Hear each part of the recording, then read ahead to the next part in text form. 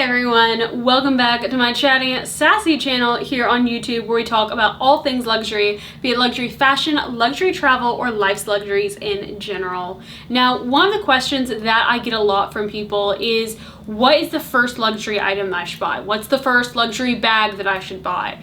I'm wanting to buy a gift for someone for luxury. What is something that you recommend that everyone should have? Those are questions that for a lot of people, no matter who you ask, you're always going to get a different answer. But these are going to be my personal first 5 items that I would get if I had to start my luxury collection all over.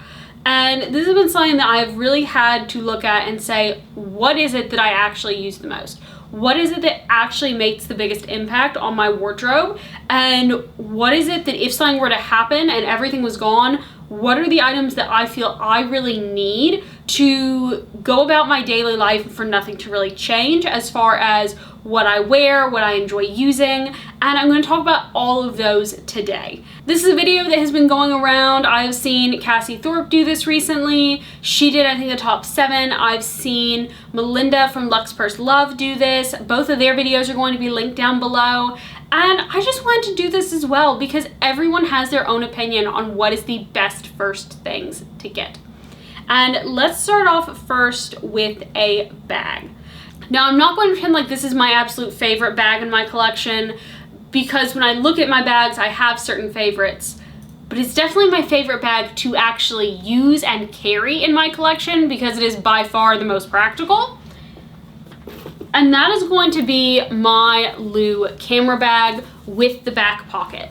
Now, one of the biggest complaints about Saint Laurent used to be their quality, and that their leather quality wasn't as good as a lot of the other brands, that the bags in general just weren't as good as the other brands. Well, a few years ago, they stole Chanel's leather guy, and so they started using the exact same leather sourcing that Chanel used, and back when Chanel was still amazing and perfect all the time. And so their handbags have taken a massive step up.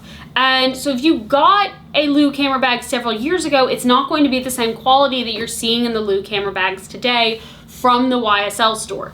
The other thing is that YSL is dropping out of all of their contracts with these luxury stores, and so instead of sending basically like their second quality stuff to things like Nordstrom, Saks, Bloomingdale's, they just aren't selling that anymore, and they are trying to rectify that image problem with the brand. But why I love this specific bag, first off, it has silver hardware, and I wear a lot of silver and a lot of white gold, and it's very hard to find bags in the luxury space that have silver hardware on it. So this is a very unique combination. It's also super durable. Like, this bag is not stuffed and is perfectly capable of standing up on its own. It doesn't have a scratch on it, and I have beat this bag to death. I have been caught out in rainstorms with this bag. I have been in snowstorms with this bag. This bag has been around both of my dogs, who are very excited to see me and have long, scratchy nails. This bag has been thrown all in my car, and it has remained perfect. It looks just as good as the day that I brought it home. There is nothing wrong with this bag. Usability wise, it is also super practical. I'm able to very easily throw it cross-body. It's what I use whenever I'm traveling, like in New York. I'm super comfortable having this bag because I know that it's going to be secure from a cross-body standpoint. Then if I'm going out in the evening and I don't want to bring a second bag, I can just throw this on my shoulder with the strap a little bit shortened. It works great. It holds everything that I need. It has a surprisingly huge capacity. I was even able to put a tripod in here with all of my normal everyday stuff that I carry in this bag, and it worked great. Plus it has a zipper, so very secure from that standpoint. When I'm traveling, I always want my bag to have a zipper, and just in general, I want my bag to have a secure closure because I like to just kind of like have the freedom and the ability to toss this bag into my car. If I'm driving and the bag falls into the floorboard, I don't want to have to worry about my stuff falling out and me having to put a whole bunch of things back in my bag. It also has this back pocket on it, which is standard on the bags nowadays, and this back pocket is so perfect for my phone. I'm able to put my phone in here. It doesn't even look like it's really in the bag, and so again, like, it makes my phone feel a little more secure while also being super accessible. And so absolutely, if I had to go and immediately repurchase one bag because all my bags are gone, this is the bag I'm going to get because it is so practical and usable. But the second bag that I would get is going to be one for evenings and events, and that is I would go and repurchase the Strathberry Mini East West. Now my favorite size in the East West is the regular, and I've done a whole video comparing all the different East West bags. I will link that down below. But this mini for evening is such a perfect size for going out, like if you're going to tea. I carried this in New York for tea at the Plaza. I was also very close to carrying this for dinner, but I ended up switching my outfit last minute to my Ferrari dress, and I didn't want to wear purple and red together. But this is a really beautiful version. Now my version is a 1 of 1, but if you look in the sample sale, whenever those appointments come available, usually end of September, beginning of October, they have so many unique versions of this bag. They have embellished versions of this bag, suede versions, silk versions, all sorts of different materials, and that's going to make your bag very unique even within the East-West bags, which you don't see everywhere. But if you want a more standard version, I would recommend the burgundy or the green mock croc. I think that their mock croc is really one of the best mock crocs that is out there. It is absolutely fantastic. And I just really love the finish on this bag. It is super durable. It's super beautiful. The shine is just incredible. It does not come through on camera.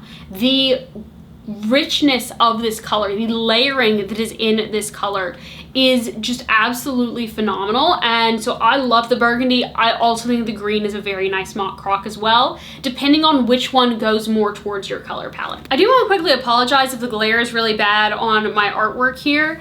I am messing around with changing around where art is in my house.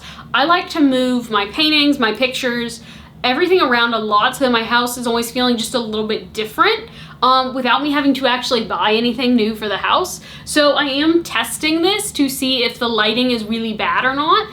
If the lighting is fine, this is probably going to be part of my new background. I have a whole collection and collage. If it doesn't look good, I'm going to be trying something different. So just keep an eye on this space. This background is going to be changing a lot. But item number 3 that I would buy is a piece of jewelry. And normally when I'm talking about jewelry, one of the first things that I recommend are some of my David Yurman cable bracelets, which I love. But when I actually think about what is going to get me the most value for my money, what is going to get me the farthest, what can I wear for the most different things and have an impact, it's actually not my bracelets that I wear every single day. It's not my rings that I wear every single day. It is probably my most worn piece of jewelry this year, aside from like my daily everything that I wear. And it is something that makes such a huge impact. It is the David Yurman crossover pendant with the diamonds. So this is in sterling silver with diamonds. And it is just a really beautiful, delicate piece, but it is also something that is going to be very versatile. You are able to wear this either with the diamonds, or on the backside you can wear it without any diamonds in it if you want to be a little bit more casual. But you are able to very easily wear this with a casual outfit. I throw this on with a t-shirt all the time. I also throw this on with dresses. I wore this to tea at the Plaza. This is why I'm wearing in my professional headshots. You are able to wear this necklace in so many different situations that I feel like it is a really good fit for a first piece of luxury jewelry that you are trying to add in. You can easily put, if you have diamond studs, you can wear that with this. If you have just plain silver or white gold hoops, you can wear that with this. And it's going to last a long time. It is a timeless piece that is never going to go out of style, but is also something that just adds a little bit of beauty to a look, whether it's casual t-shirt, denim cutoffs, or if it's a dress that you are wearing for a professional or an evening type of event. Now for item number 4, it is going to be a belt, and honestly, as much as it's a painful price to swallow, it's worth it. And that is the Kelly belt from Hermes. Now, I so badly wanted to say get a belt kit from Hermes, that way you have both a gold and a black that you can wear, but when it comes down to it, when I think about what belt I enjoy wearing the most, with the most different things, what belt I get the most mileage of and I always know I'm going to have a perfect fit, the Kelly belt.